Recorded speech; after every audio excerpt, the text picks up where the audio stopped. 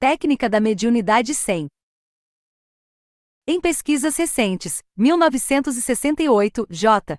e Amore diz ter encontrado 7 formas diferentes de moléculas olfativas, cada uma responsável por um odor distinto, mas outros afirmam que o odor depende, em grande parte, da carga elétrica das moléculas e de suas frequências infravermelhas. N.C. Brit. Book of the Year, 1969, página 169.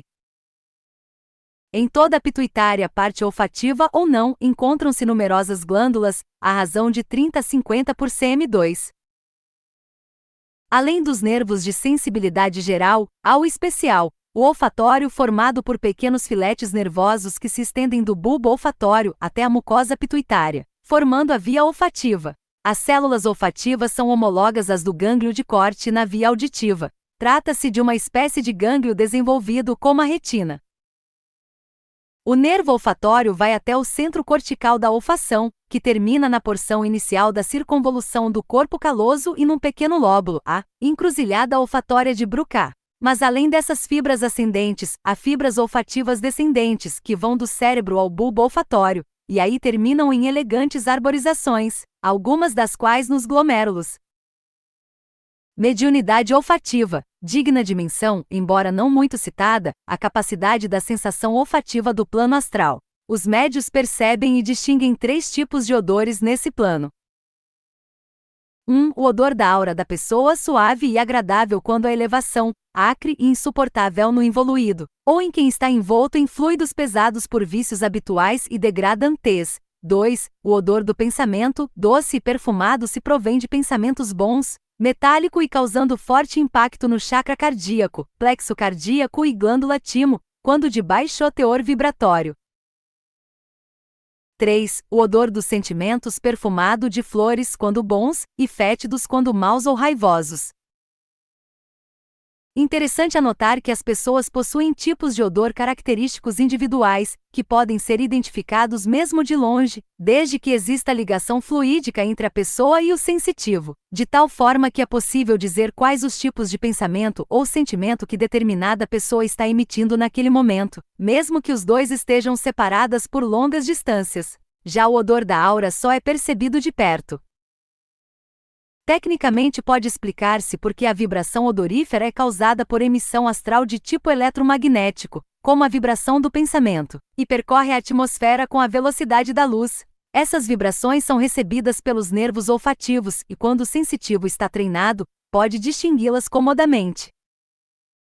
Outra observação: com frequência o sensitivo percebe a emissão tempos depois. Dá-se isso quando até se acha ocupado ou distraído, mas os fluidos odoríferos mantêm-se em seu redor, circundando-o de tal modo que quando este desperta percebe o odor, e o identifica, apenas não sendo capaz de apurar há quanto tempo se deu a emissão.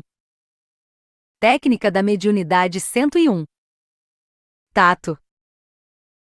A pele ou tegumento externo cobre todo o corpo, exceto nos orifícios naturais, onde continua nas mucosas. Constitui-se de epiderme por fora e do córeo logo abaixo. Interessa-nos a parte do órgão do tato, que é servido por numerosíssimas terminações nervosas, em bulbo sob o derma, os corpúsculos de Pacini, os de Krause, e os de Ruffini, os que terminam livremente corpúsculos de Meissner, e as terminações nervo-SAS da epiderme, que ficam na capa mucosa de Malpighi.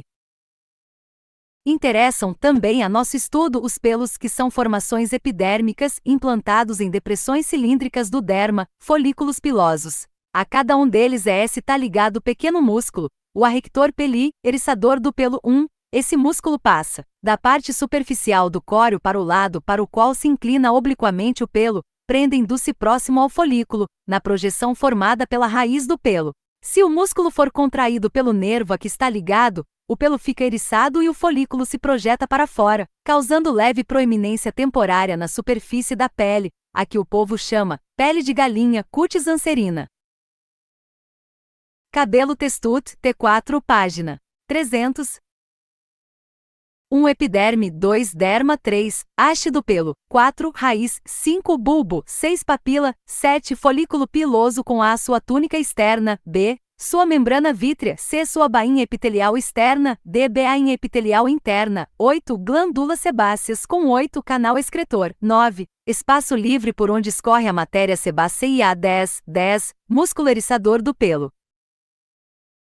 Não confundir o arrector pili, músculo involuntário, com o erector, pênis ou clitórides, que pode ser provocado voluntariamente. O órgão do tato tem bastante atuação no setor da sensibilidade mediúnica. Vejamos alguns efeitos. Sensibilidade, arrepios.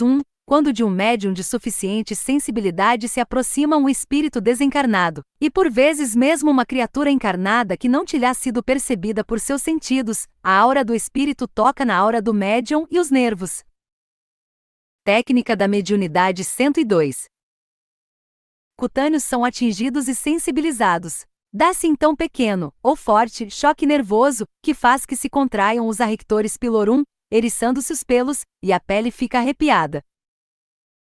2. Quando o médium percebe a aproximação de uma entidade, pode distinguir se trata de alguém com elevação espiritual e bons sentimentos. Se houver contato com excitação dos bulbos de Krause, sensação de frescor ou frio, como ar-condicionado, ou se o espírito é involuído e de más intenções, pois neste caso são atingidos os bulbos terminais e os corpúsculos de Ruffini, sensação desagradável de calor. 3. Quando a passagem de um espírito, ou quando ele se liga ou desliga, o médium recebe uma descarga nos nervos epidérmico, sobretudo ao longo da coluna vertebral, contraindo-se todos os arredores pilorum, dessa região, geralmente subindo do cóccix ao occipital. A mesma sensação é experimentada quando alguém depara repentinamente, por exemplo, com um cachorro, assustando-se por temê-lo. 4. Mesmo quando não há propriamente aproximação de espírito, pode o sensível, ao evocar mentalmente ou por palavras, o nome de uma pessoa ou um fato, sentir-o arrepio pele de galinha mais ou menos intenso, sendo mais frequente nos ante-braços que no corpo inteiro. Trata-se de uma emissão do simpático da própria criatura, sob o impacto da emoção, provocando irradiação pela superfície cutânea. Linguagem. O ato final da fala é executado quando o ar, expelido dos pulmões, força a traqueia entre as cordas vocais, fazendo-as vibrar. A diferenciação nas emissões é produzida por órgãos acessórios, língua, palato, dentes, etc. Muito difícil se torna medir a intensidade da fala, pois não se trata de som uniforme e contínuo, mas de superposição de muitas ondas de frequências diferentes. Daí a maravilha que realiza o ouvido humano, quando recebe a voz, distinguindo-a muitas vezes, e seguindo o sentido das palavras, no meio de grandes rumores, eliminando inconsciente e automaticamente os sons estranhos, para só perceber a voz humana, coisa que o gravador de som não faz, pega tudo na mesma intensidade.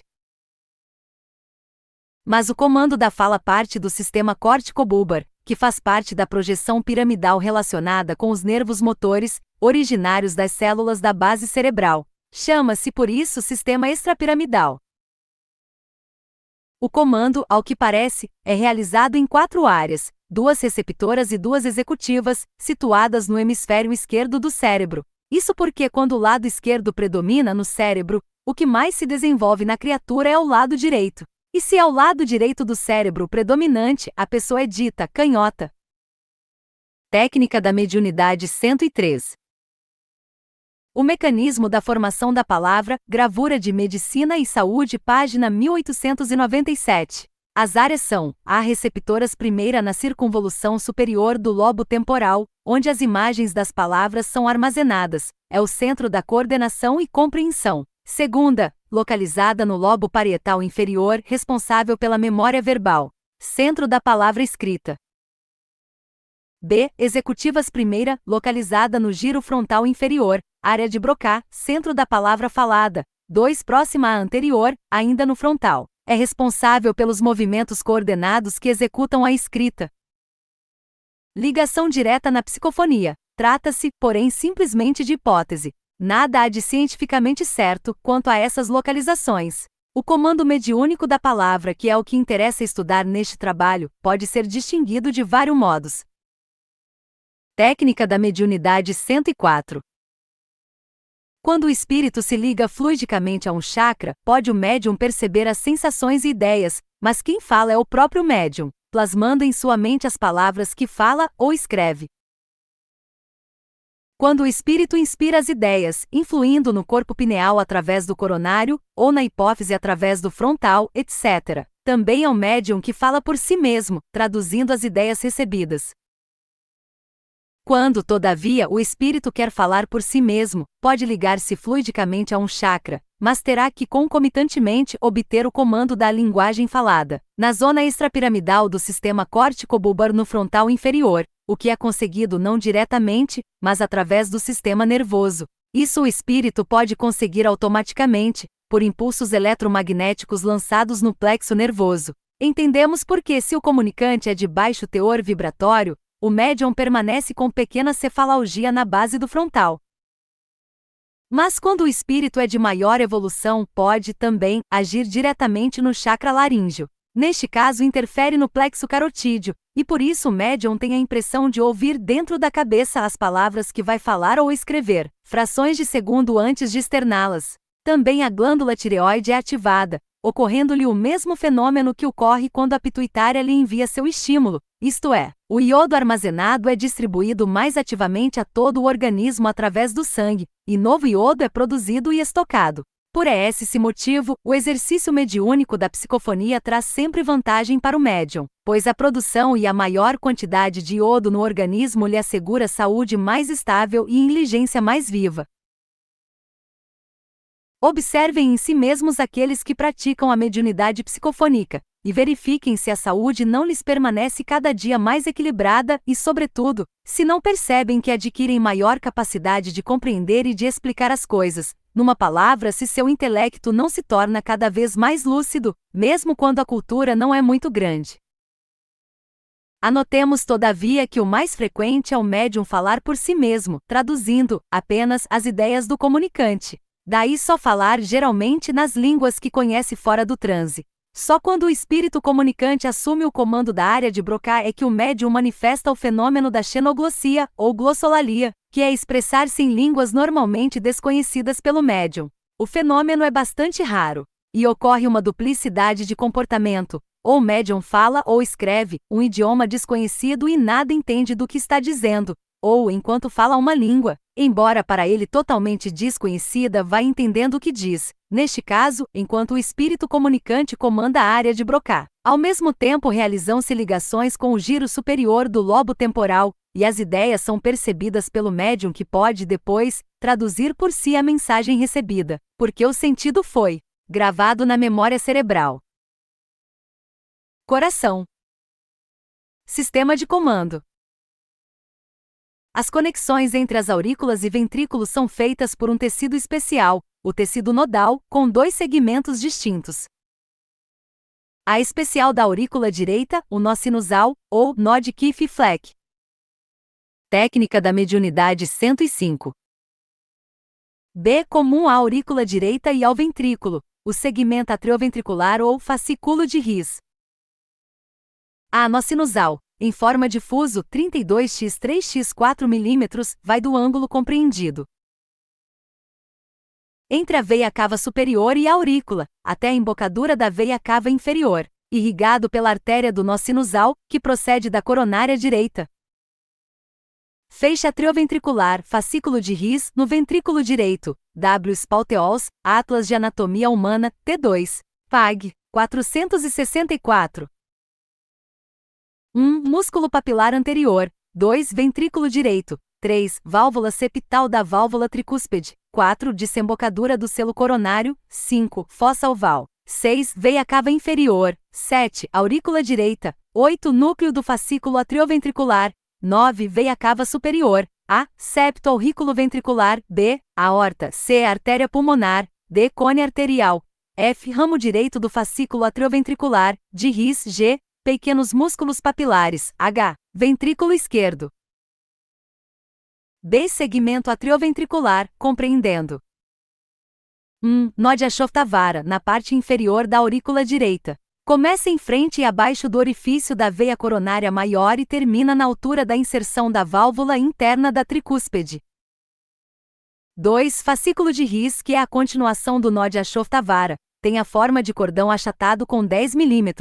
Atravessa toda a espessura do miocárdio, por baixo do trígono direito e a parte inferior da porção membranosa do septo intraventricular, onde se divide em 2 ramos. À direito, na espessura do miocárdio, segue o fascículo arqueado e termina no pilar anterior, aí abandonando as ramificações terminais.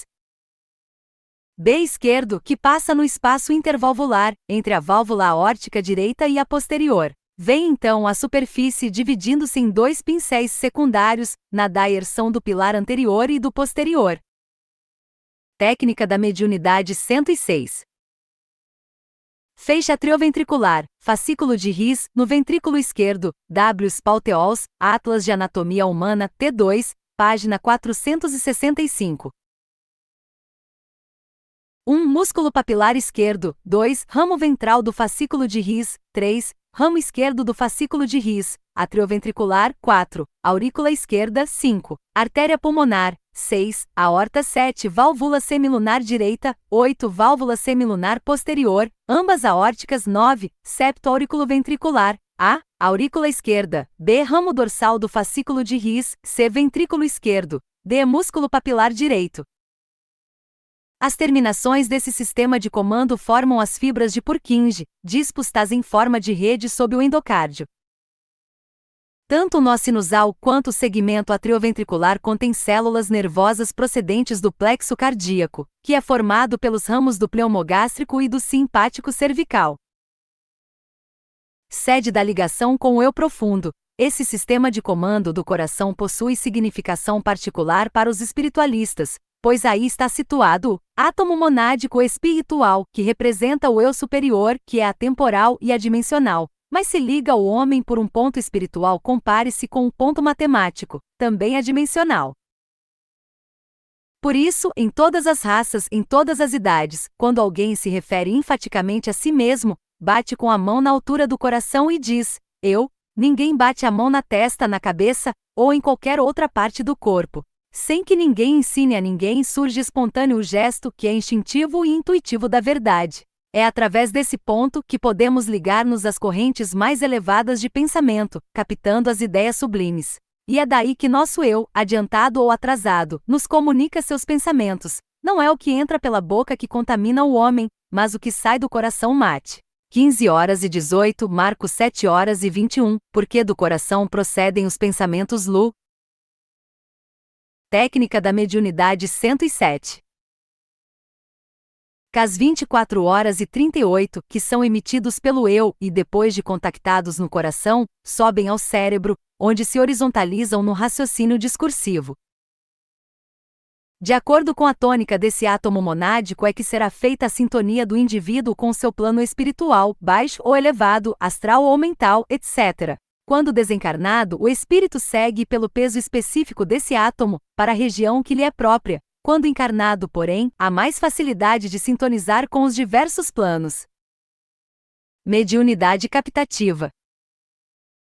Por meio desse átomo monádico consegue a criatura ligar-se às correntes de pensamento, Nouris Pietro Baldi, que formam a noosfera superior do planeta, Teilhard de Chardin, e lá captar ideias novas, conceitos elevados e a tônica da beleza sublime, seja em pintura, escultura, música, poesia ou qualquer outra expressão artística genial. Pelo corpo pineal pode tudo isso ser recebido em nosso plano, quando proveniente de outros espíritos ou de nossa própria mente. Pelo átomo monádico, porém, pode ser captado o pensamento dos planos com que a criatura esteja sintonizada, superiores, se espiritualizada, inferiores, se a criatura tiver uma tônica barôntica.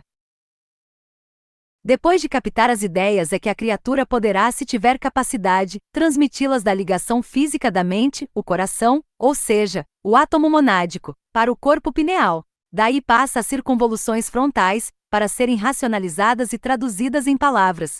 Essa é a transformação do que é vertical, intuição, individualidade em horizontal, raciocínio, personalidade. Processo difícil e árduo, pois o intelecto personagem nem sempre possui vocábulos que possam exprimir os fenômenos puramente mentais da individualidade, e muito menos os espirituais do eu superior. Os grandes místicos mergulham sua personalidade fixada pelo corpo pineal e chakra coronário na individualidade fixada no átomo monádico, e com isso obtêm o encontro com o eu superior. Partindo daí, podem sintonizar com o Cristo interno, até atingir, por expansão, o Cristo cósmico. Se isso for conseguido, e esse estado puder ser mantido, dá-se a salvação, e a criatura entra no reino dos céus, que está dentro de vós. Lucas 17:21. Esse mergulho é o essencial para a redenção da criatura. Para ensinar isso veio à Terra Jesus, que, unido ao Cristo, nos legou essa doutrina, que foi anotada pelos 4 evangelistas. Nova tradução do grego em Sabedoria do Evangelho da Editora Sabedoria. Epilepsia. Caracterizada por ataques paroxismais, com perda de consciência e espasmos musculares tônicos ou crônicos. Por sua manifestação espetacular externa, desde remota antiguidade impressionou a todos, sendo atribuída a agentes espirituais, possessão, ou a influência da lua, lunáticos. Hipócrates 460-370 a.C. já se esforçava em provar que era mal físico e não sagrado. Mas só a partir de 1857 é que o médico inglês Thomas Laycock deu um passo real à frente, introduzindo o bromo em sua terapia preventiva. O ataque pode ser leve, alguns segundos de simples ausência, ou seja, de lapsos de consciência, até as convulsões violentas. Técnica da mediunidade 108. Frequentemente a vítima percebe a aproximação do ataque por sintomas diversos, embora sempre idênticos em cada pessoa, que podem ser um calor envolvente, uma sensação típica visual, olfativa, auditiva, gustativa, táctil ou dolorosa, esta sobretudo na parte alta do abdômen. Em muitos casos pode verificar-se uma disfunção ou desritmia cerebral, verificável por meio da eletroencefalografia, EEG, quando se diz que se trata de epilepsia sintomática, orgânica ou secundária, mas em outros casos nada é encontrado e o EEG é normal, quando então se diz que é epilepsia idiopática, essencial, criptogênica ou genuína. Recomenda-se que, além dos remédios preventivos fenobarbitúricos, os pacientes se mantenham com pensamentos bons e alegres, em perfeita higiene mental.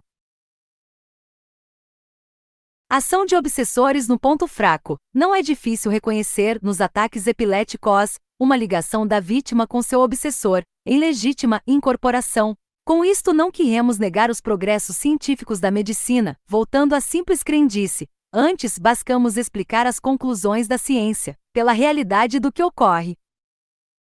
A epilepsia pode ocorrer naqueles que apresentam desritmias cerebrais. Neste caso, ou se verifica um lapso momentâneo nas funções nervosas, pequeno mal, ausências, etc., e isso quase nunca é obra de obsessores, ou o ataque se desenvolve até as convulsões.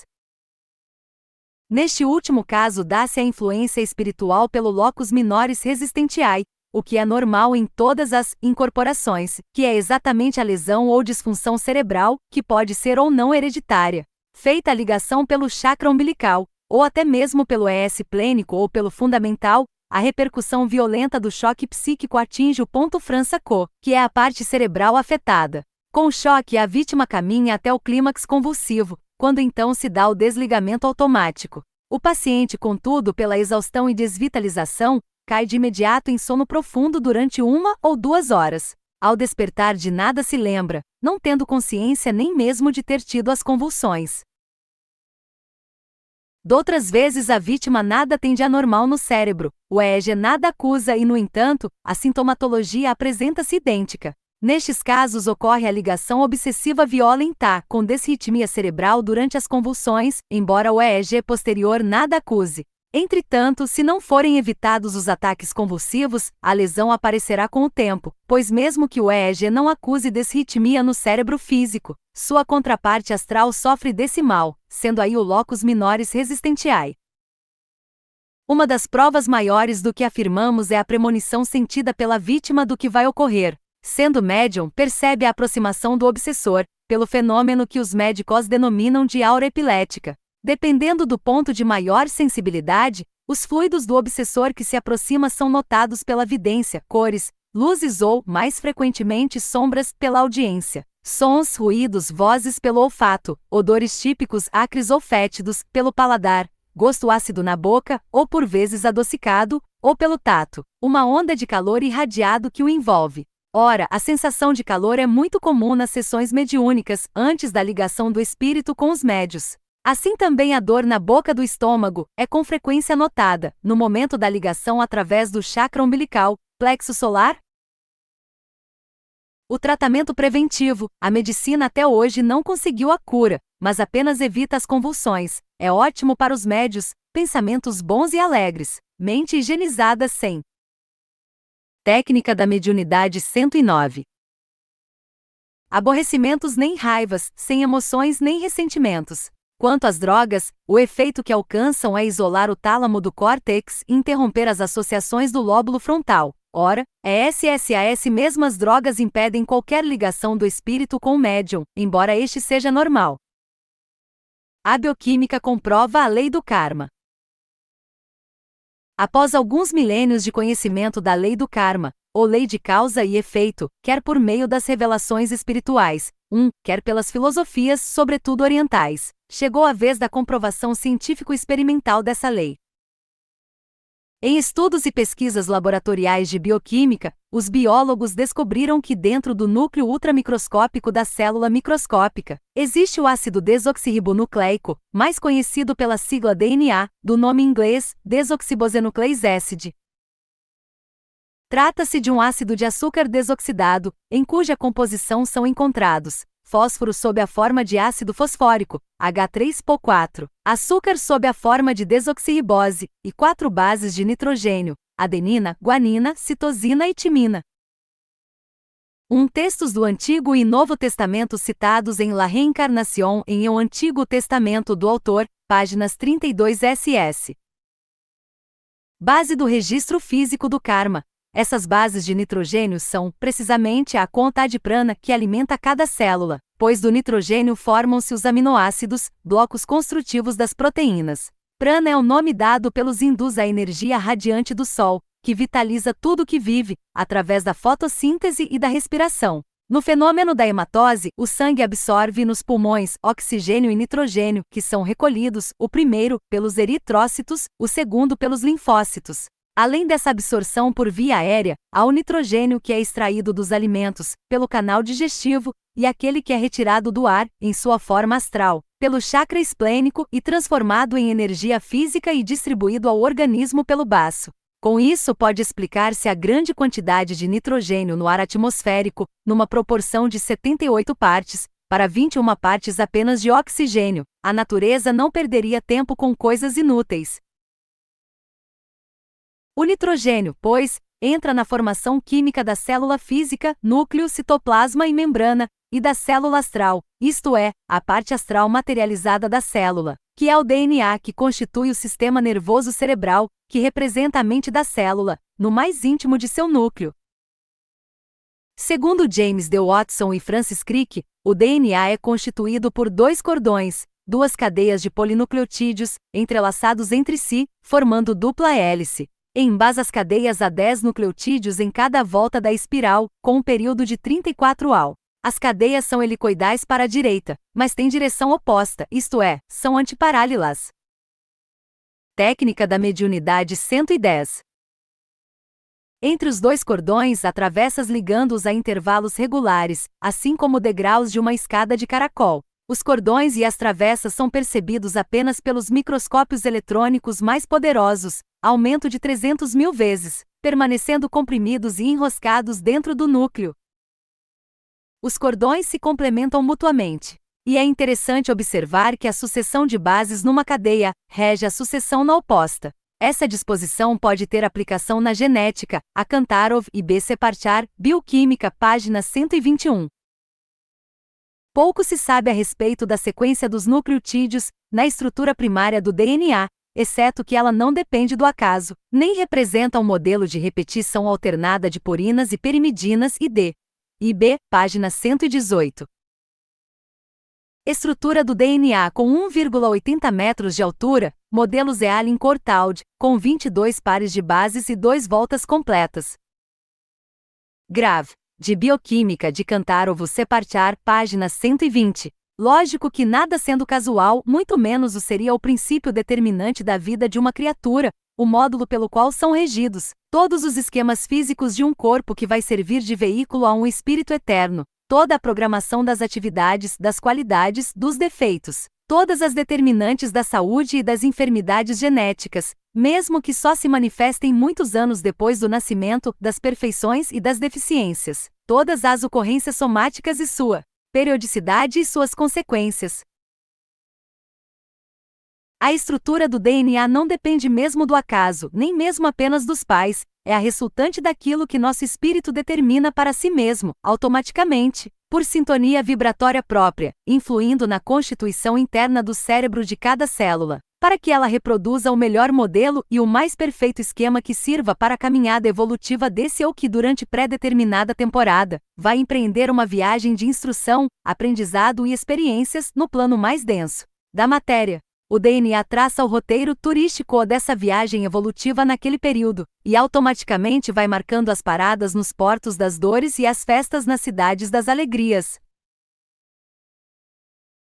A determinação do módulo é paulatina e gradativamente construída durante uma vida, pela gravação nesse cérebro relógio celular de todos os nossos atos, palavras e sobretudo de todos os nossos pensamentos e desejos, desde que tenham força, intensidade, constância e capacidade de moldá-las. Nesse DNA vamos, diariamente numa vida, gravando o que nos ocorrerá na vida seguinte. É a construção lenta, mas segura, de um karma infalível e inevitável. Não depende do acaso, não. Depende a árvore que nascerá da plantação que formos realizando ao longo de nossa vida. O DNA tem importância biológica fundamental nas células animais, vegetais e bacterianas, e em alguns vírus, como depositário da informação genética. Assim, os cromossomos dos espermatozoides e das células somáticas consistem principalmente em técnica da mediunidade 111. Desoxirribonucleínas. Nos espermatozoides que possuem número haploide de cromossomos, a concentração do DNA é a metade do encontrado nos núcleos das células somáticas da mesma espécie ID, IB, página 570. Com efeito, as células têm 46 cromossomos enrodilhados em novelo ultramicroscópico, cada par é rotulado com os números 1 a 22.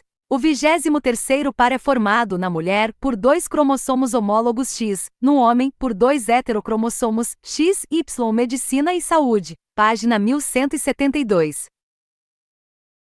Na fecundação, as células masculinas e femininas, os gametas, unem-se para formar o zigoto, óvulo fecundado, nova célula completa, da qual se forma o novo corpo. Cada cromossomo de um zigoto é constituído por uma cadeia de substâncias químicas complexa, na qual ressalta a importância de uma estrutura ultramicroscópica, o gene. Os genes são distribuídos linearmente ao longo dos cromossomos, são frações de moléculas de DNA. Em cada zigoto, os genes constituídos pelo DNA são portadores de um código cifrado, que constitui a programação do organismo que começa a formar-se. Essa informação básica preside a todas as transformações químicas no interior da célula da qual se origina o corpo humano. Em vista de tudo isso, nasceu a ciência denominada genética molecular IB.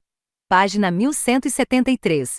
É, pois, no zigoto que o espírito reencarnante, que se ligou ao espermatozoide escolhido por ele por sintonia vibratória, ou seja, automaticamente, vai gravar o programa de sua vida inteira. Aí escreve ele, por efeito de sua frequência vibratória e como consequência do que traz em seu perispírito ou corpo astral, o código cifrado, que vai presidir a todas as transformações físicas, químicas, orgânicas, biológicas de todas as suas células, durante toda uma existência terrena.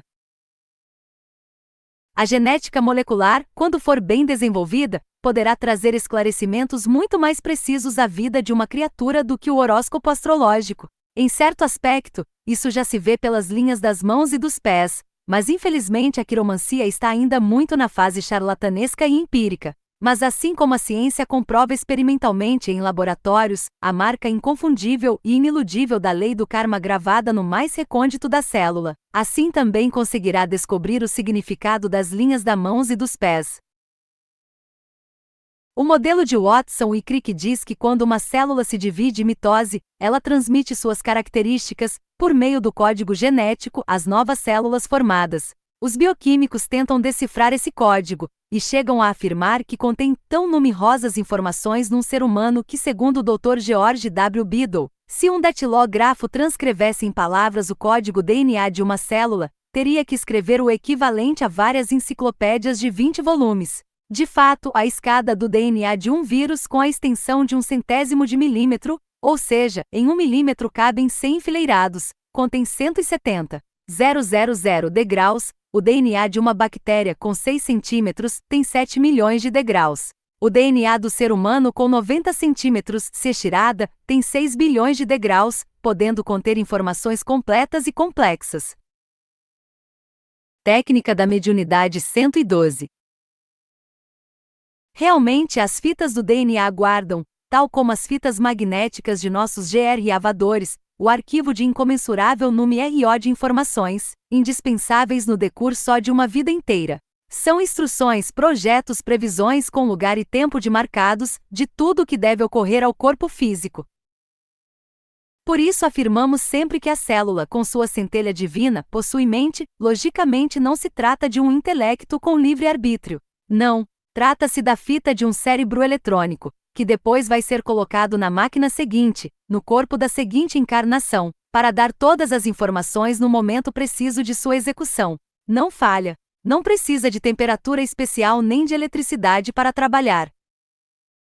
Cremos que está bastante claro. Realmente a ciência médica, ou melhor, a bioquímica, descobriu a lei do karma como funciona. Isso faz-nos compreender que tudo o que temos que passar na vida já está predeterminado, não por uma divindade externa, boa para uns e vingativa para outros, mas por nós mesmos. Somos nós que numa vida plasmamos a gravação em nosso DNA, e depois somos obrigados a ouvir-lhe a voz severa e inacessível a rogos e choradeiras. É mecânica sua atuação. Será assim realmente? O DNA só existe dentro do núcleo com os 2 cordões, mas pode desligar um deles e mandá-lo ao citoplasma, sob a forma de um RNA, ácido ribonucleico, que toma o nome de RNA mensageiro, ou mRNA. Vai ao citoplasma apoiado no RNA transportador, que leva as ordens e o modelo para a fabricação de nova célula, estando todos os pormenores fixados no RNA ribossomo. Ora, os processos coordenados de desenvolvimento e diferenciação exigem a liberação de mensageiros adequados em ocasiões oportunas. Mas a bioquímica ainda ignora a natureza desse relógio biológico celular. Bioquímica, página 575.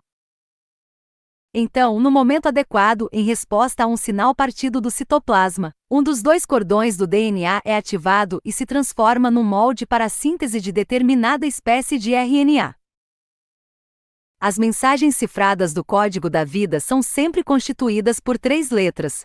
Por exemplo, a letra A adenina, repetida 3 vezes, indica um aminoácido particular, fenilalamina. Gravura de Medicina e Saúde, página 169. Técnica da mediunidade 113. O DNA se dissocia em 2 como um zíper que se abre. Gravura de A Célula, Biblioteca Científica Life, página 70. Acredita-se que essa função do DNA esteja ordinariamente reprimida, possivelmente pela estona, e que a ativação consiste numa desrepressão mediada por substâncias ainda desconhecidas. IB, página 594.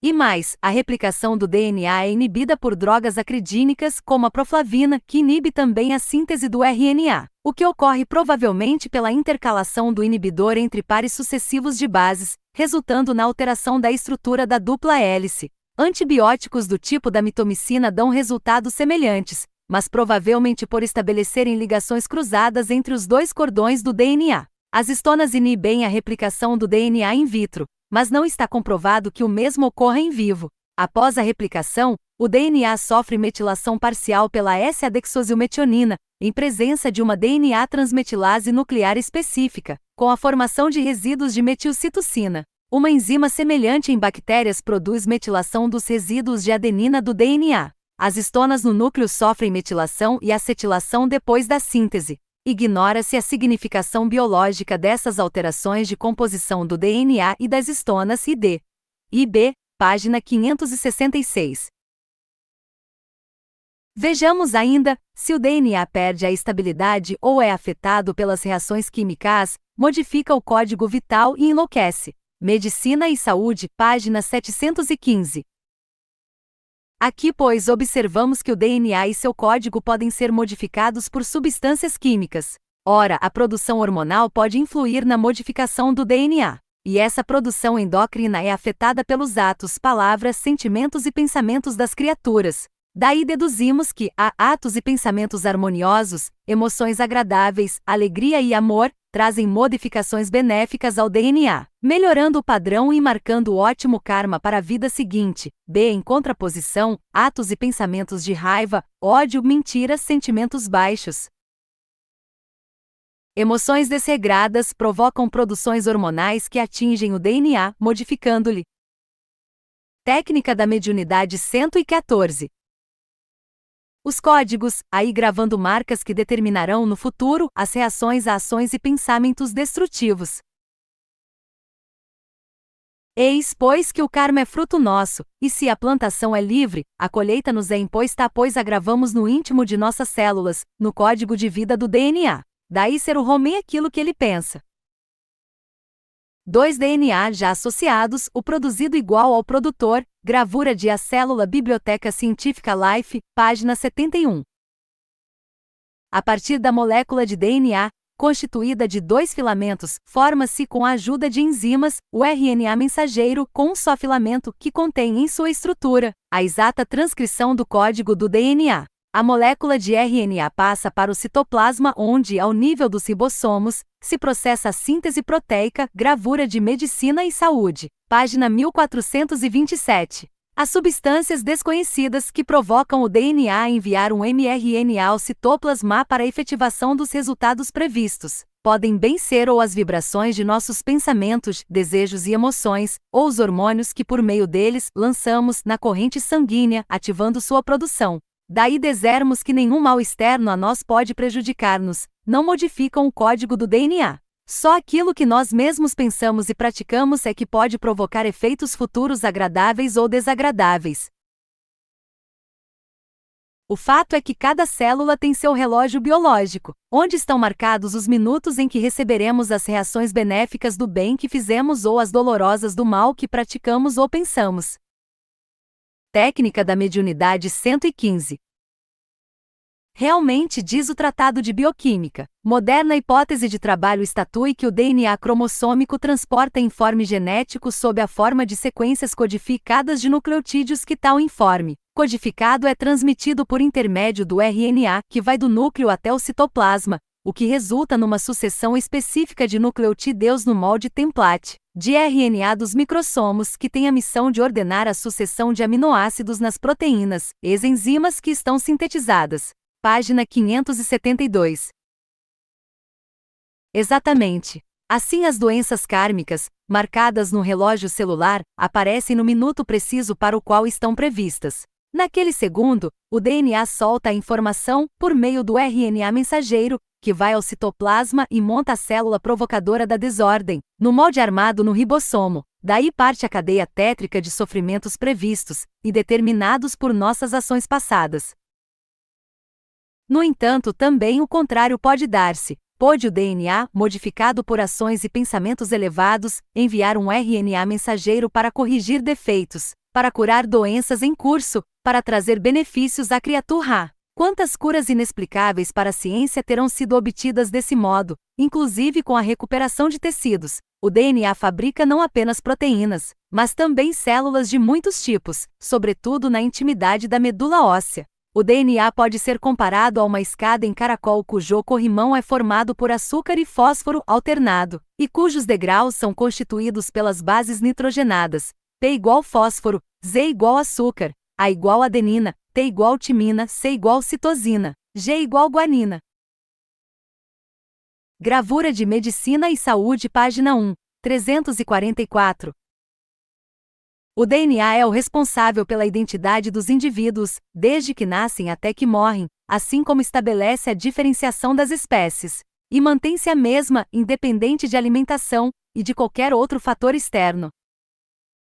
Tudo isso confirma nossa hipótese alhures divulgada, de que as células astrais acompanham o espírito após a desencarnação, e com ele regressam à vida no plano físico, durante toda a cadeia evolutiva, pelo menos no estágio humano. A contraparte física de nossas células, seu corpo físico, é que se estraga, desfaz e recompõe, dando a impressão de que a célula morre quando, ao invés, ela apenas desencarna e reencarna no mesmo local. O DNA, que é a mente celular, permanece o mesmo, acompanha o perispírito desencarnado, e volta para moldar o outro corpo físico que construímos na vida seguinte. De fato, todo o comportamento do DNA demonstra que se trata de um elemento superior, com atividade específica própria, verdadeiro cérebro nervoso a comandar todo o comportamento celular, tal como, no corpo humano em seu todo, o faz o sistema nervoso central, sobretudo o cérebro, o intelecto. Mas cremos haver dito o suficiente. Os especialistas e técnicos estão com o campo aberto para as pesquisas e comprovações bioquímicas. Técnica da mediunidade 116. Ectoplasma. O ectoplasma, termo que surgiu nos meados do século XIX, após os fenômenos de Desville, é uma substância mais ou menos visível, quase transparente, com reflexos leitosos que se exterioriza de certos médios. Mas a substância em si já era conhecida muito possivelmente na Idade Média, pois Thomas Vaughan no Lumen de Lumine faz uma descrição que parece referir-se ao ectoplasma. Diz ele: tendo apanhado um pouco desse licor para estudar que estranha substância era essa, reconheci que se desfazia como a neve. Quando a tinha nas mãos, não era água comum, mas uma espécie de óleo, cuja consistência viscosa, graxa, mineral, brilhante como a pérola. Me pareceu transparente como cristal. Examinando-a ainda, pareceu-me que tinha certa aparência espermática e, em verdade, era ainda mais obscena ao tato que à vista. Dizem os pesquisadores que é pesada, úmida, viscosa e fria e tem vida e movimento. Tação própria, saindo e reentrando no corpo do médium, evoluindo, passeando, formando hastes móveis como a cobras, plasmando mãos, rostos, braços, etc. O engenheiro I. K. Miller, no dia 11 de novembro de 1931, conseguiu colocar algumas gotas de ectoplasma num vidro, tapado com rolha de vidro esmerilhado. Pareciam pequenas gotas de água. Essas gotas modificavam-se constantemente movendo-se. O odor era ácido. Foi parafinado o invólucro, mas apesar disso a aparência da substância se modificava, tomando as mais diferentes formas. Ao microscópio, mostra uma rede de filamentos complicados, de cor escura, mas sem estabilidade mesmo muitos anos após. O Dr. Juliano Ochorovics e o professor W.J. Crawford de Belfast chegaram a fotografar o ectoplasma sob forma de projeções flexíveis, saindo do corpo do médium pelas aberturas naturais, sobretudo dos órgãos genitais e boca. Pode alongar-se, levantar-me SAS, erguer objetos, funcionar como alavanca, bater, etc. Crawford descreve a substância como fios muito finos, provenientes do corpo do médium, praticamente invisíveis, fios frios e úmidos, desagradáveis ao toque. Considera a substância como intimamente ligada ao sistema nervoso do organismo humano. O Dr. Serenken Notzin diz que é uma substância de emanações das energias vitais do corpo do médium, sendo capaz de fosforescência animal, como as propriedades fotogênicas de certos peixes. Concorda com Crawford e com o Dr. Gustavo Gelley. Ectoplasma expelido pela boca. Serenken Notzin, Les Phénomènes physiques de la médiumnité, prancha 7. Página 80. Técnica da mediunidade 117. O engenheiro Borg de Bosas diz que o ectoplasma é uma irradiação de substância orgânica, condutora de sensibilidade nervosa. Sai e reentra no médium sob efeito de comoções nervosas ou sob efeito da luz. É uma substância energia, ora mole como a gelatina, ora rígida nas extremidades como o aço. Diz mais, sua penetração energética é mais poderosa que os raios X e os raios gama do rádio. O Dr. Gelley, na obra Do Inconsciente ao Consciente, chama a atenção sobre as sensações que repercutem no médium, quando o ectoplasma é tocado, podendo ser mesmo dolorosas. Sai de todo o corpo do médium, mas especialmente dos orifícios naturais e das extremidades do corpo, do alto da cabeça e das pontas dos dedos, sendo mais frequente da boca, palato, gengivas e bochechas. A substância é extremamente sensível, confundindo-se sua sensibilidade com a do médium hiperestesiado. Parece ser altamente desconfiada, como um animal tímido, que só pode defender-se reentrando no corpo do médium. Evita todos os contatos, retraindo-se e reabsorvendo-se. Efeitos físicos. Ectoplasma expelido pelo sexo visto de lado e de frente. Raoul Montandon, La Photographie Transcendentale, Figs 29 e 30.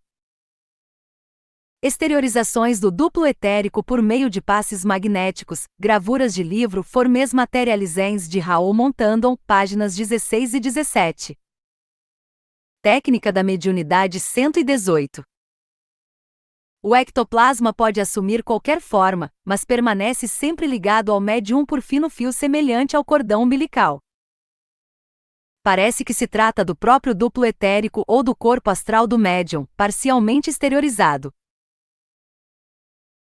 Raoul de Montandon, Formas materializadas donde extraímos este resumo, e escreve que o ectoplasma é o corpo etérico ou substractum da matéria organizada, página 286, diz ele, é energia vital materializada, já que nas formas organizadas, o corpo etérico é o detentor da vida. No entanto, ponderamos que o duplo, ou também chamado corpo etérico, que de perto vivifica o corpo físico denso, é representado no físico pelo elemento sanguíneo, como se lê desde o Deuteronômio, o sangue é a vida dos seres animais, Deut. 12 horas e 23. Técnica da mediunidade 119. Plano astral. Técnica da mediunidade 120. Há chakras. O chamado plano astral é constituído como o nosso de matéria física, com a diferença de que este que vemos e tocamos é denso, e o astral é fluídico. Este é de frequência vibratória mais baixa, o astral de frequência um pouco mais alta. Sendo menos denso, sua consistência é menor, e por isso não é percebido pelos sentidos dos que estão encarnados, da mesma forma que não vemos com os olhos físicos, o ar limpo e os gases incolores por serem pouco densos. Essa densidade menor é provocada por uma força de coição muito fraca entre as suas moléculas. À proporção que se torna menos denso o plano astral rarefaz cada vez mais suas moléculas, de tal forma que os que estão nos níveis mais baixos, mais densos, do astral, também não veem os que se acham nos níveis mais altos, muito menos densos. Nos níveis mais baixos a densidade é bem mais próxima da esfera material densa, nos níveis mais altos aproxima-se mais da imaterialidade do plano mental. A constituição atômica e molecular nos corpos astrais inorgânicos e das células nos orgânicos, torna esses corpúsculos maleáveis e dúteis com extrema mobilidade, de tal forma que basta o impulso da força mental do pensamento para plasmá-los na posição desejada. Mobilidade perispiritual, daí provém a grande mobilidade e as mutações repentinas das paisagens e locais que visitamos ou vemos durante os sonhos e que tanto nos desorientam. Grande número de sonhos se desenvolve no plano astral, e basta um pensamento nosso para modificar todo o panorama. Ocorre também por vezes que outros seres, dominando-nos, fazem que as cenas se transformem sob nossos olhos espantados. Essa mutabilidade também desorienta os recém-desencarnados que não conheçam o novo local em que passam a encontrar-se, depois que largam o corpo físico denso, e por isso tanto espírito perturbado procura as sessões mediúnicas. Intermediário. O plano astral é constituído de matéria em estado energético, dinâmico, em contraposição ao plano material denso, em que a matéria aparece em estado de repouso, é estático. Esse estado energético é o intermediário entre espírito e matéria sólida. A mente espiritual precisa, se quiser agir sobre a matéria sólida, densa, utilizar-se da matéria energética do astral. O mesmo ocorre em nós quando encarnados. Se quisermos movimentar, por exemplo, um braço, não basta a força de nosso pensamento agir diretamente no braço. É mister que nos sirvamos do intermediário astral existente em nosso corpo denso. São os nervos. Técnica da mediunidade 121. Os sentidos. Nosso corpo sólido de matéria densa é completamente insensível. Nenhum dos 5 sentidos lhe pertence, são apenas portas, isto é, aberturas na matéria, através das quais e nas quais se localizam as pontas dos nervos, preparadas de acordo com a sensação que devem captar. O corpo astral perispírito é que, através dos nervos, possui sensibilidade. Se extrairmos, isolarmos ou amortecermos os nervos, por meio da anestesia, por exemplo, nada sentimos no corpo, que se torna quase cadáver quanto à sensibilidade. Só vemos através dos olhos, quando as vibrações da luz, ou fótons, ferem o nervo óptico, que se espraia na retina, transformando suas pontas em cones e bastonetes. Só ouvimos quando as vibrações das ondas sonoras agitam o nervo acústico em suas pontas, distribuídas como uma harpa dentro do caracol. Só sentimos odores, gosto e tato, quando os nervos olfativo, gustativo ou as extremidades nervosas situadas sob a epiderme são atingidas. O corpo físico denso, ao invés de ajudar, amortece todas essas sensações, esses registros, porque é demais denso e pesado. O perispírito é que sente, daí nos seres desencarnados, as sensações serem muito mais agudas e vibrantes do que as que sentimos quando revestidos de carne. As dores são muito mais violentas, imagine-se como sofrem os suicidas. As vibrações de luz, som, etc., são percebidas por todo o corpo astral, que não necessita de tecidos especializados para a visão, audição, etc. No corpo denso é que se tornou necessária a construção de terminações especiais para se conseguir o objetivo. Aliás, podemos reparar em que os cegos, mesmo de nascença, à noite em ambiente fechado, sentem no corpo se a luz está apagada ou acesa. Funções.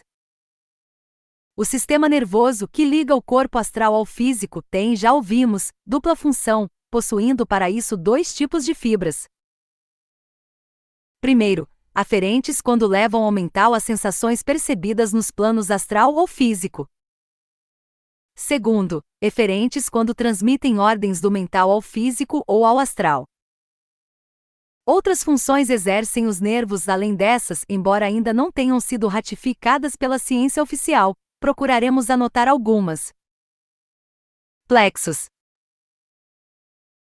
O sistema nervoso é complexo e permeia todo o corpo físico denso em verdadeiro cipoal de linhas, pois as células se tocam, uma na outra pelos dendritos, e os nervos formam cordões. No entanto, em certos pontos do corpo as células nervosas formam uma espécie de rede compacta, entrecruzando-se abundantemente em conglomerados complexos e emaranhados, que parecem nós de uma linha embaraçada. A medicina chama esses pontos plexos nervosos.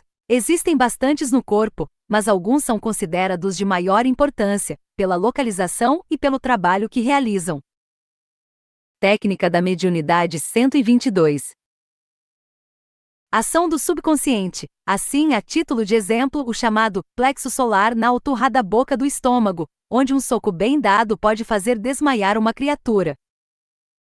Esse plexo é responsável por todo o metabolismo alimentar. Verdadeiro gerente se considerarmos o corpo como uma usina ou fábrica cujo diretor é o cérebro ou intelecto. Enquanto este expede ordens, o gerente é que as executa. E nem sempre estão de acordo.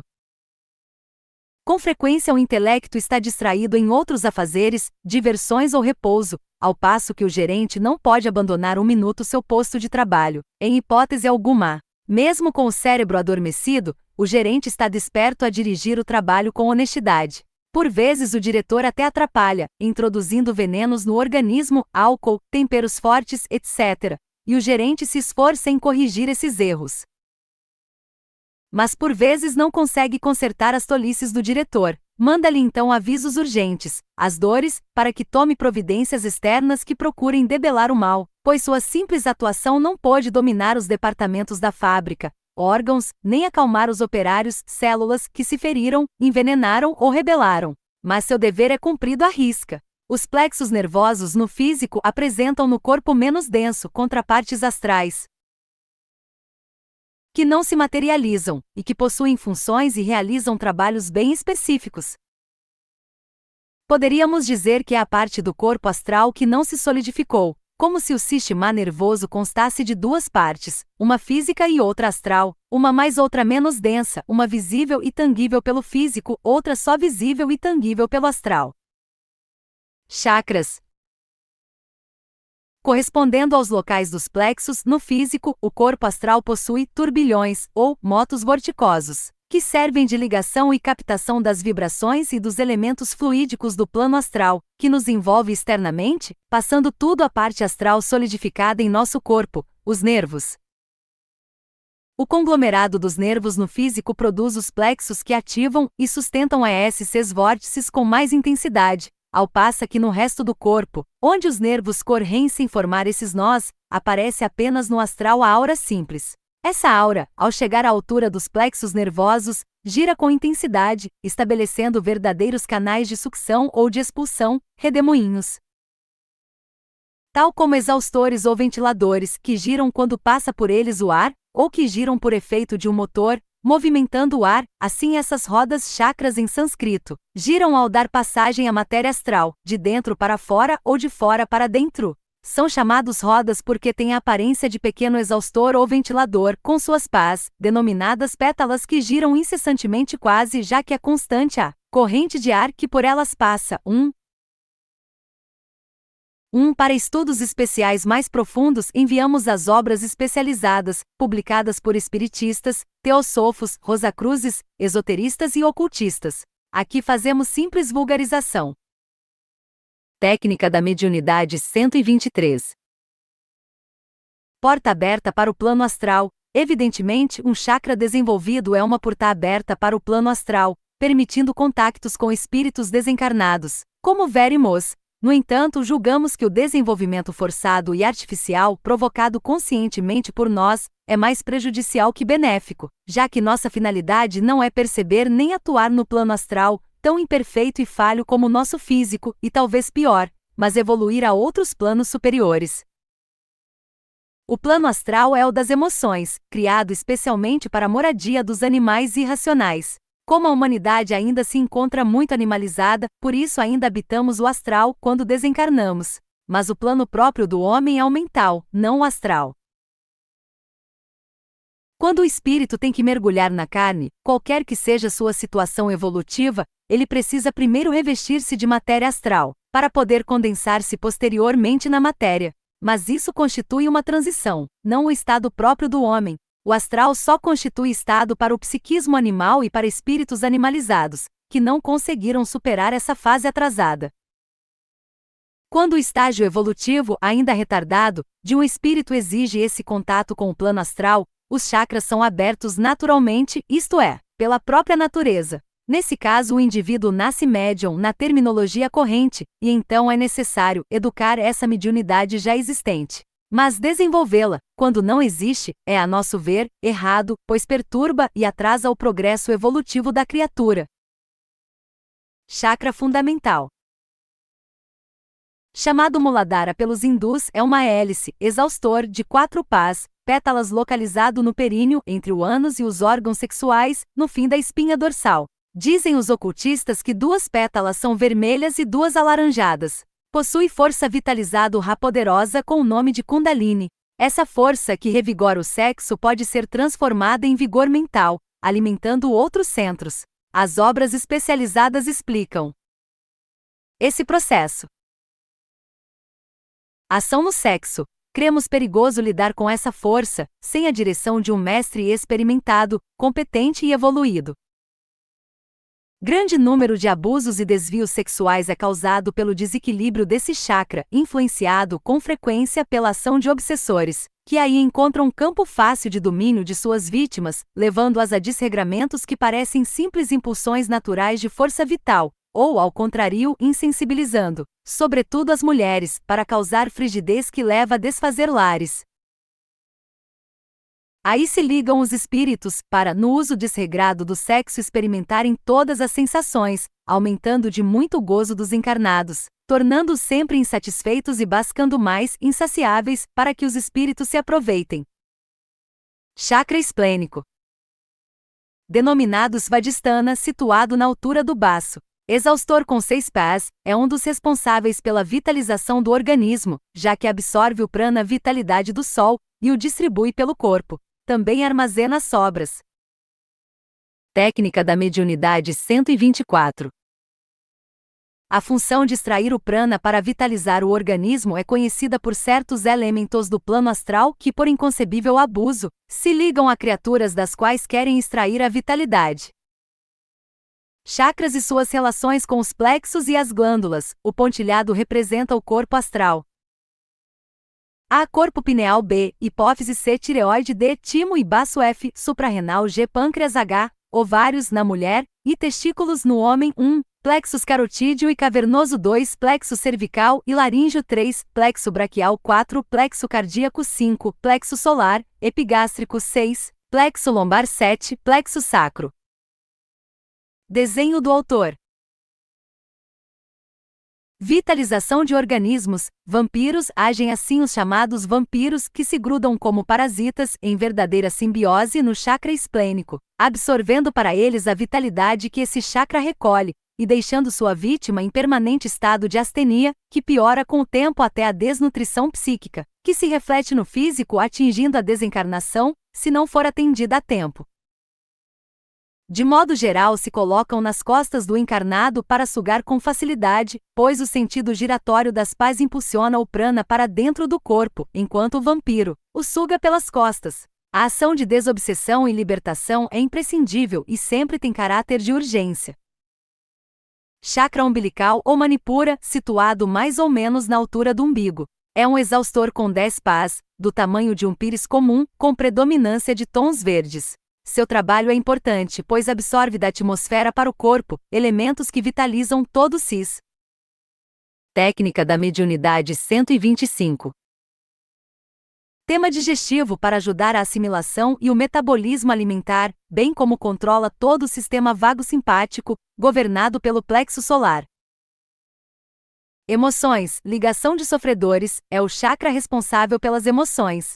Tanto que nas comoções e sustos muito fortes, sentimos a barriga tremer e às vezes, chega mesmo a provocar evacuações ou micções extemporâneas. Justifica as expressões populares, comovido até as entranhas, amor entranhado, etc. É muito sensível às influências do astral em seus níveis inferiores. Gira também de fora para dentro.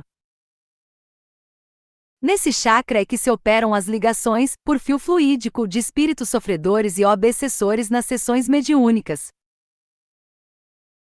A entidade astral inferior, ainda animalizada, e portanto com predominância de emoções, é colocada por trás do aparelho mediúnico, e de seu chakra umbilical se estende um fio de matéria astral, à maneira de pseudópodo, que é estendido até o chakra umbilical do médium. Ao ser feito o contato e colada a ponta do fio no chakra, o instrumento encarnado passa a sentir, de imediato, todo o conjunto de sensações e emoções do desencarnado. Dores pelo corpo, falta de ar, tristeza, choro, aflição, raiva e vontade de brigar, frio ou calor, etc. Essas sensações fazem refletir-se no cérebro e serem repetidas pela boca as palavras pensadas ou ditas pelo espírito comunicante. Dá-se a comunicação. Mas a ligação com o médium equilibrado ajuda o comunicante, pois, ao mesmo tempo em que o sistema alterado deste passa ao aparelho mediúnico, a calma e o equilíbrio do encarnado se escoam, através do mesmo fio de ligação, para o desencarnado em desequilíbrio, levando-lhe um pouco da calma e alívio para seus sofrimentos. Mediunicamente falando, para as chamadas sessões de caridade, esse é o chakra mais importante. Criaturas existem que o têm aberto naturalmente, são os médios espontâneos. Esses devem educar o controle desse chakra. Mas quem tem esse chakra fechado não deve abri-lo. Se a natureza e a vida fizeram assim, é porque assim é melhor para a criatura. Mas as pessoas que o têm naturalmente aberto são, geralmente, instáveis, nervosas e até desequilibradas, porque estão sujeitas a influências astrais inferiores de toda a ordem, verdadeiros mata-borrões que pegam todas as manchas de tinta derramadas por aí. Neste caso, só uma educação bem feita na mesa mediúnica poderá reequilibrá-las. Uma vez aberto desenvolvido o chakra, não pode a criatura parar o trabalho mediúnico, sob pena de sentir de novo descontroladamente todas as indesejáveis e desagradáveis sensações do mundo astral mais baixo. A abertura desse chakra obriga a criatura a uma catarse periódica de alívio, o que costuma dar-se com a frequência semanal a uma reunião mediúnica. Chakra cardíaco. Denominado anahata, localizado na altura do coração físico sobre o plexo cardíaco. É um exaustor de 12 pás, em que predomina a cor amarela, que nos seres evoluídos passa verdadeiro dourado. O coração de Jesus é representado com raios dourados que dele partem. Sua função principal é governar o sistema circulatório, presidindo a purificação do sangue nos pulmões e ao envio do oxigênio e prana a todas as células, por meio do sistema arterial. Controla ainda as pulsações do músculo cardíaco. Técnica da mediunidade 126.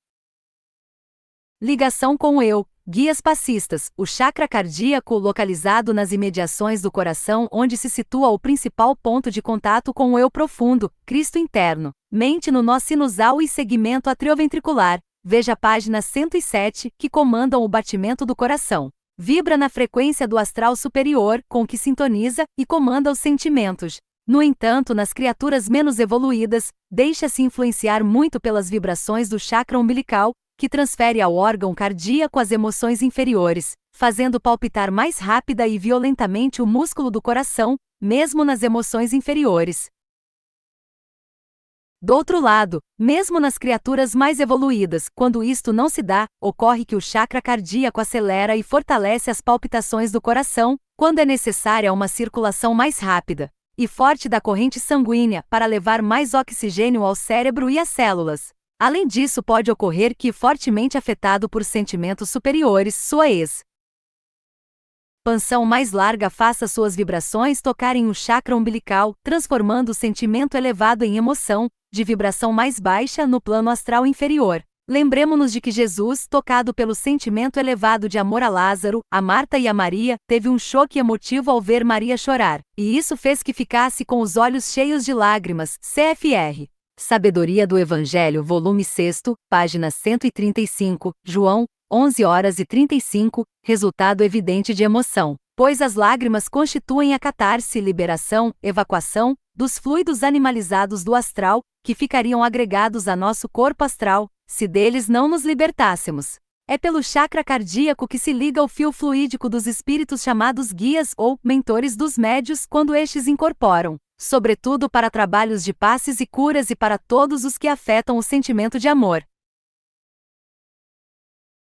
Como os mentores do médium são, sempre ou quase, criaturas que alimentam sentimentos de amor por seu pupilo encarnado, a sintonia se faz pelo chakra cardíaco, que é mais afim com essa frequência vibratória.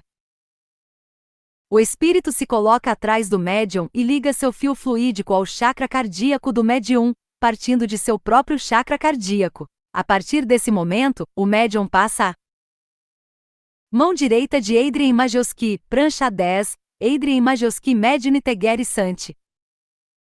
Mão esquerda de Mlili Majewski, Adrien Majewski Mediune Te Majewski, Geri Santi, prancha 11. Técnica da mediunidade 127. Sentir agradáveis sensações de bem-estar e de paz, muito diferentes das que sente quando é um espírito evoluído que se liga ao chakra umbilical. Esse é o chakra que vibra fortemente quando sentimos simpatia, empatia, amor, piedade ou compaixão por nossos semelhantes. Se bem desenvolvido, leva o amor universal indistintamente a todos os seres criados de qualquer plano.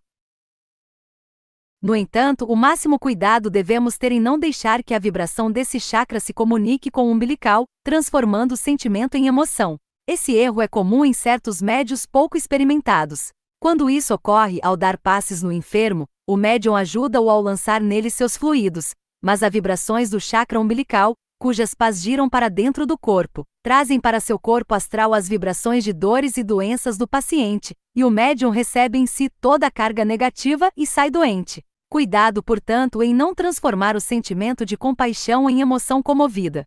Se agir certo, ajudará sem prejudicar-se. O chakra cardíaco é também utilizado pelos espíritos para os efeitos físicos, pois atua na corrente sanguínea, produzindo maior abundância de plasmas e exteriorizando-os, ectoplasma, pelos orifícios do corpo do médium, boca, nariz, ouvidos, olhos, sexo, uretra e ânus, às vezes pelo próprio umbigo. Com esse ectoplasma se formam não só as materializações como os botões rígidos, que produzem todos os efeitos físicos. Chakra laríngeo. Chamado Vishuddha, é um exaustor com 16 pás, predominando a cor azul e o prateado. Está situado na garganta, mais ou menos na altura da tireoide. Responsável pela emissão da voz e pelo controle de certas glândulas endócrinas do corpo, cuja disfunção é por vezes atribuída à tireoide, quando na realidade o culpado é o chakra laríngeo, mal desenvolvido ou desenvolvido demais. O desenvolvimento desse chakra apura não só a emissão da voz, que se torna agradável e musical, como ainda a pronúncia das palavras, califasia, que é geralmente mais perfeita e apurada nas pessoas mais evoluídas. A criatura involuída, ou quando tem o chakra laríngeo pouco desenvolvido, fala engrolado, confuso e às vezes de modo quase ininteligível, não conseguindo proferir certas consoantes e grupos consonantais. Ligação com o som, psicofonia. É pela chakra laríngeo que reproduzimos no físico o som do logos, embora ainda com uma imperfeição desconcertante e desanimadora. Muito desenvolvido nos cantores e oradores, sustenta-lhes a voz, emprestando-lhe belo timbre e volume possante. Nesse chakra se liga o fio fluídico dos espíritos que dão mensagens psicofônicas na chamada incorporação completa falante, quando o médium reproduz até mesmo, por vezes, a voz do espírito, seu sotaque e mesmo em alguns casos, a língua original do comunicante, desconhecida pelo aparelho mediúnico, xenoglossia. A vibração do chakra, captando ondas mais elevadas do astral, presta-se a ligar-se com entidades evoluídas em relação a nós, os mentores e guias que o utilizam com fre. Técnica da mediunidade 128. Quência sendo seu caso atestado exaustivamente na Bíblia com os profetas médios de Iave ou Ial. Controla também o chamado passe de sopro fornecendo energia ao ar expelido dos pulmões do médium. O espírito, para ligar-se ao chakra laríngeo do médium, coloca-se atrás do seu medianeiro e liga um fio fluídico de seu próprio chakra laríngeo. A partir do instante em que é feita a ligação, o médium estremece e sente a garganta tomada, falando mesmo que não queira. Certa feita em Pedro Leopoldo, disse-nos Chico Xavier: eles me colocam um trem aqui na garganta e tenho que falar. Chakra humeral de menor importância no conjunto, situa-se entre as omoplatas, junto ao plexo braquial, que se estende até o ponto de ligação dos braços com o tronco. Comandam os movimentos dos braços, antebraços, mãos e dedos. Psicografia. Citamos este porque nele se liga o fio fluídico do espírito comunicante para a psicografia automática, isto é, quando o sentido do que o médium escreve não lhe passa antes pelo cérebro, mas a ação se dá diretamente na mão e no braço, e só depois que o médium escreve ou desenha, é que toma conhecimento do que fez. O espírito se coloca atrás do médium ou a seu lado e lança seu fio pseudópodo, fazendo contato com o chakra do aparelho, que dificilmente consegue resistir ao impulso recebido. Asterisco, asterisco, asterisco. Vemos, pois, que as ligações por fio, incorporações, só se dão nos chakras situados no tronco do corpo do médium. 1. Fundamental. Obsessões sexuais e possessões. 2. Esplênico, vampiros. 3. Umbilical, sofredores e obsessores. 4. Cardíaco, passistas, mentores e efeitos físicos. 5. Laríngeo, mentores por psicofonia. E 6. Humeral, mentores por psicografia automática. Chakra frontal, cognominado Ajna, é um exaustor ventilador com 96 pás, localizado entre as sobrancelhas, 1,5 a 2,0 centímetros acima da glabela. As cores predominantes são rosa e amarelo. Corresponde à glândula pituitária ou hipófise e governa o intelecto, cérebro, com seus vários departamentos de neurônios.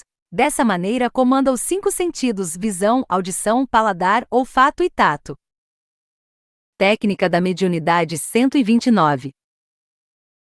Vidência de figuras do astral. O chakra frontal, já situado na cabeça, é responsável pela vidência no plano astral quando percebida diretamente por meio dos cones e bastonetes, formando-se as imagens astrais na parte lateral da retina. Tanto que quando os videntes, sobretudo os pouco treinados, percebem uma figura a seu lado, se por acaso voltam seus olhos para esse lado, a visão desaparece. Eles terão que habituar-se a focalizar a visão sem olhar de frente para ela, pois se o fizerem, o foco incidirá na fóvea, ou mácula lútea, que é o ponto específico da visão física, mas não da astral. Na clarividência à distância, quer no espaço, quer no tempo, forma-se geralmente um tubo fluídico, uma espécie de luneta, que parte do chakra frontal, ligando o médium à cena que deve ser vista. Daí os faraós e videntes do Antigo Egito serem representados nas figurações com uma serpente, o urel, que lhe saía da testa, e simbolizava a visão astral desenvolvida. Outro tipo de visão captada pelo chakra frontal são os quadros fluídicos criados-se já pela mente do próprio médium, seja pela de outro encarnado ou de algum desencarnado. Esses quadros ou figuras, alguns facilmente confundíveis com espíritos reais aí presentes, por vezes se apresentam reduzidos em dimensões liliputianas, e não obstante com absoluta nitidez de todos os pormenores. Ainda outra variedade de vidência é a chamada vidência mental, também sob a responsabilidade direta de Ajna. Nesta, nada se vê em imagem física figurada. Sem embargo, as imagens sem figura se apresentam ao cérebro, tal como se fossem imaginadas num sonho acordado. Não sei se conseguimos explicar-nos. Vemos sem ver, mas vemos. Com o desenvolvimento desse chakra, passamos a ter segurança na interpretação do que vemos mentalmente. Desses tipos de vidência, o mais seguro é do plano astral, porque é mais físico e, portanto, pode ser mais facilmente controlado. No entanto, nenhum desses tipos de vidência constitui, propriamente falando, uma mediunidade no sentido exato e estreito do termo. Na mediunidade, o aparelho humano serve de intermediário entre um espírito desencarnado ou não e outro espírito encarnado ou não, mas é um medianeiro que recebe e entrega. Ora, na vidência não ocorre isso, é a própria criatura que vê. Nada recebe de ninguém, ela mesma tem a capacidade de ver por si mesma. Então, em vez de mediunidade, nós chamaríamos a isso característica ou capacidade.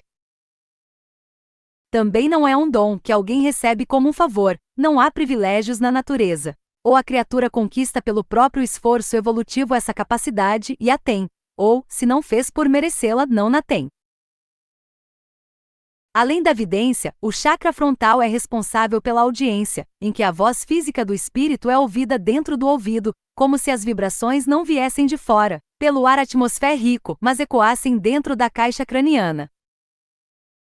Outra modalidade é a clareaudiência, em que se ouvem vozes e sons que vibram à distância, quer no espaço, quer no tempo. Aqui também é comum observar-se a formação fluídica de um tubo acústico, talvez para ampliar as vibrações sonoras, tornando-as suficientemente fortes para conseguir impressionar o ouvido. Com a audiência, e é muito mais frequente o número de pessoas que possuem essa característica, dá-se o mesmo fenômeno que na vidência: uma voz no cérebro, uma voz sem. Técnica da mediunidade 130. Som, contudo, perfeitamente sentida, percebida, ouvida, embora não ouvida, mas as frases chegam com nitidez absoluta. O chakra frontal é responsável ainda pela clareza de raciocínio e pela percepção intelectual, que será tanto mais aguda e rápida. Quanto mais for desenvolvido o chakra, nem é difícil perceber, pela conformação óssea da testa, uma elevação no centro, entre as sobrancelhas, que indica seu desenvolvimento, conforme aos ensinos da psicognomia. Outra função desse chakra frontal, pelo fato de também girar para fora, é poder, segundo a vontade do homem, agir como um ventilador que gira rapidissimamente. Sua utilidade é a emissão de raios e radiação, que podem ser dirigidos às pessoas com diversos objetivos: calma, força, conforto, alívio, equilíbrio, etc. De acordo com as necessidades, os raios emitidos poderão ser coloridos, pois a coloração não é mais que a frequência vibratória do raio que se modifica, segundo a mentalização realizada. Essa irradiação, ou mesmo lançamento de raios, depende exclusivamente da vontade e da força mental concentrada do emitente, não sendo necessário nenhum gesto externo.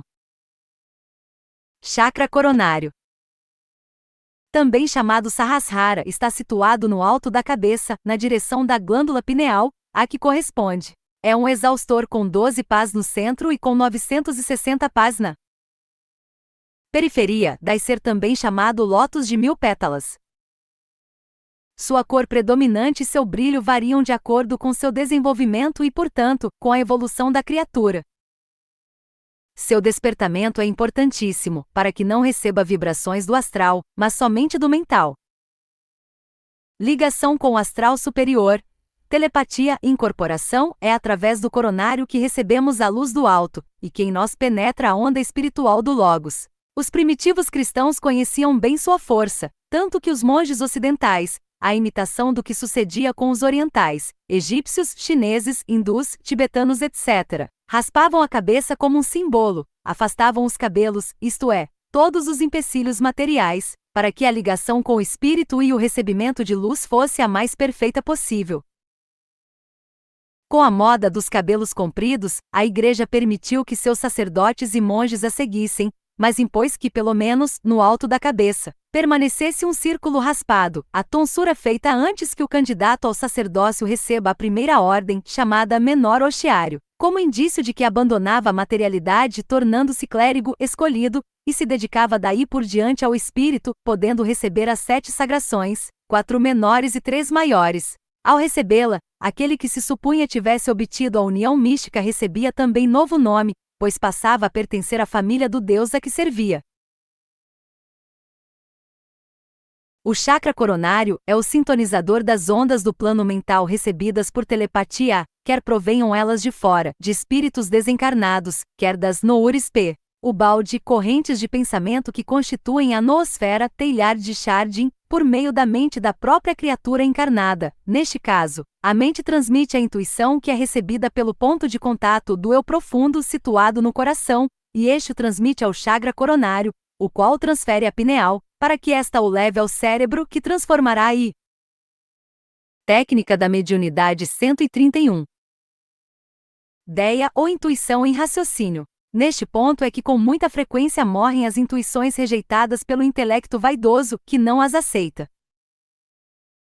Aqui mais uma vez queremos chamar a atenção a respeito da diferença que fazemos entre mente espiritual e intelecto, cérebro da personagem.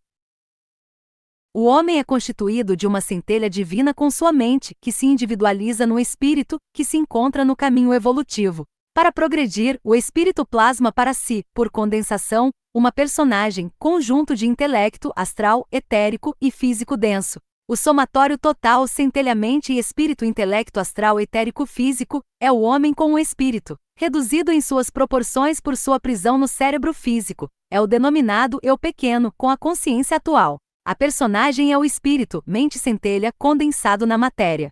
Ora, condensar é reduzir. Compreendamos então que o espírito mente centelha são ilimitados, quase infinitos, e a personagem é uma condensação dentro do espírito mente centelha. Portanto, o espírito mente centelha não estão localizados dentro do homem, mas ao contrário. O homem é que está condensado dentro do espírito mente centelha que são ilimitados, e existem fora do tempo e do espaço.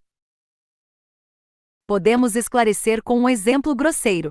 Suponhamos que no Oceano Atlântico suas águas condensaram um pequeno cristal de sal que continua mergulhado nas águas ilimitadas do oceano e por elas permeado. O cristal de sal seria nosso corpo, nossa personagem, e o Oceano Atlântico seria o espírito mente centelha. Mas no pequeno cristal de sal há um ponto, um foco que serve de ligação entre ele e o oceano. Assim há no homem um átomo espiritual no coração, que serve de ponto de contato com a nossa mente limitada com o eu profundo. Se no cristal de sal houvesse um pequeno átomo espécie de antena, que recebesse as vibrações do oceano e as registrasse, seria como ocorre conosco. O chakra coronário é a antena que recebe as vibrações de nossa mente, imensa e ilimitada porque fora do espaço e do tempo, por estar sintonizada com ela. Pela chakra coronário, os médios recebem as comunicações por ondas mentais, isto é, intuitivas, telepáticas. O espírito comunicante pensa em qualquer idioma, e através do chakra coronário e do corpo pineal o médium capta esse pensamento em sua própria língua, e o transforma em palavras e frases com seu próprio vocabulário. Aí não há necessidade de o espírito estar próximo ao médium, pode este achar-se no Rio de Janeiro e o espírito em Recife, ou o médium em São Paulo e o espírito na Sibéria. Se houver sintonia, haverá recebimento de comunicação mediúnica. Mas as palavras, os termos, o vocabulário, o sotaque, as frases serão do médium que recebe as ideias e as veste de forma e não o ditado de frases construídas pelo espírito. Daí poder o médium transmitir a mensagem como preferir ou como tiver mais facilidade, quer pela escrita, psicografia não automática, quer de viva voz, psicofonia consciente. Daí também poderem 2 médios ou mais até, cuja sintonia se equivalha, poderem captar a mesma mensagem, ditada pela mesmo espírito, embora um médium esteja em Porto Alegre e outro em Manaus. O desenvolvimento do chakra coronário só é conseguido através da evolução. O pleno desenvolvimento da iluminação mental e a criatura atinge o nível de Buda, como ocorreu com Siddhartha Gautama. Daí ser ele representado com uma saliência no alto da cabeça, símbolo de sua iluminação através do coronário. Técnica da mediunidade 132. A igreja também conhecia esse símbolo e colocava em redor da cabeça de seus homens iluminados, santos, uma auréola dourada, que é a cor da aura dos indivíduos muito evoluídos. Incorporação. Depois de tudo que vimos, chegamos à conclusão clara de que a palavra incorporação, que dá a ideia de que o espírito entra no corpo do médium, está completamente errada. Jamais pode um espírito penetrar no corpo de uma criatura viva, e isto pela simples razão de que o corpo é o espírito materializado. Cada célula do corpo astral, perispírito, se materializa numa célula física. Portanto, o corpo físico é a condensação grosseira do corpo espiritual. Em sendo assim, não é possível que haja penetração, como se dois espíritos ocupassem materializados astralmente o mesmo espaço. Em outros termos, o corpo astral não pode ocupar o mesmo espaço que está ocupado por outro corpo astral. Ora, o homem encarnado é um corpo astral congelado, ou coagulado, então não pode ser penetrado por outro corpo astral. O que se dá, acabamos de vê-lo, são ligações fluídicas, domínio do sistema nervoso, atuação sobre chakras, sobre plexos, sobre glândulas, sobre loca minores resistentiae, lugares enfraquecidos, de menor resistência, com aproveitamento da parte mais atingível do encarnado. O que se dá são transmissões de pensamentos, telepatia, influências mentais, irradiações de fluidos, chuvas de ideias que acabam quase por hipnotizar a vítima. Se autoridade tivéssemos, proporíamos que se abolisse totalmente a palavra incorporação das obras espíritas. Esta proposta não visa diminuir nem menosprezar os autores que antes de nós escreveram, utilizando o termo que condenamos, mas apenas a exprimir com clareza uma coisa clara. Uma palavra mal empregada pode levar muita gente a interpretações errôneas, por vezes com resultados perniciosos. A ideia de que o espírito penetra o corpo de alguém pode levá-lo a sério desequilíbrio mental. Risque-se, se possível, essa palavra do vocabulário espírita. É tão fácil falar em psicofonia.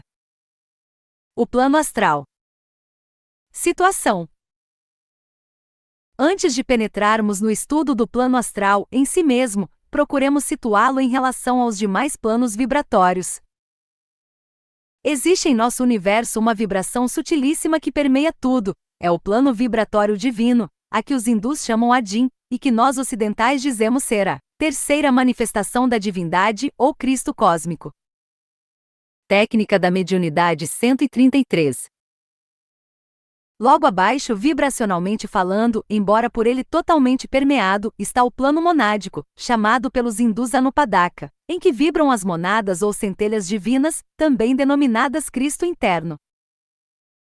Baixando ainda a frequência vibratória surge outro plano, que dizemos ser o plano espiritual, onde vibram os espíritos ou individualidades, e que tem o nome hindu de átmico. Estabeleçamos agora o princípio. O plano divino permeia todos os demais planos. O plano monádico permeia todos os planos, menos o divino. O plano átmico permeia todos os planos, menos o divino e o monádico. Mas embora o plano átmico não permeie os planos divino e monádico e neles não influa, é, contudo, permeado por eles e por eles influenciado. Isto porque o mais contém o menos. E também porque quanto mais altas são as frequências vibratórias, mais se expandem, e quanto mais baixas, mais se condensam. Continuemos. Quando as vibrações átmicas descem mais de frequência, surge com isso o plano da luz, ou intuicional, chamado pelos hindus búdico, que também se comporta da mesma maneira. É permeado por todos os que possuem vibração mais alta que ele, e permeia todos os que têm vibração mais baixa que ele. Descendo mais a frequência, nasce o plano mental, denominado pelos hindus de manas, que costuma dividir-se em duas partes, mental abstrato e mental concreto, que nós preferimos distinguir em mental e intelectual. Nesse plano mental vibram as mentes das criaturas a partir do estágio homem para cima, embora os animais apelidados de irracionais já comecem a vibrar no plano intelectual, mental concreto. Mas o que distingue os homens dos animais é a vibração do mental, isto é, do mental abstrato. A razão de preferirmos mental e intelectual à divisão tradicional, mental concreto e mental abstrato, é a má interpretação que esses adjetivos podem receber por parte dos que não possuam conhecimento suficiente. Sabemos todos que denominamos abstrato aquilo que só existe em nossa imaginação, mas não possui existência real. Ora, o plano mental superior possui existência real, logo é concreto e não abstrato.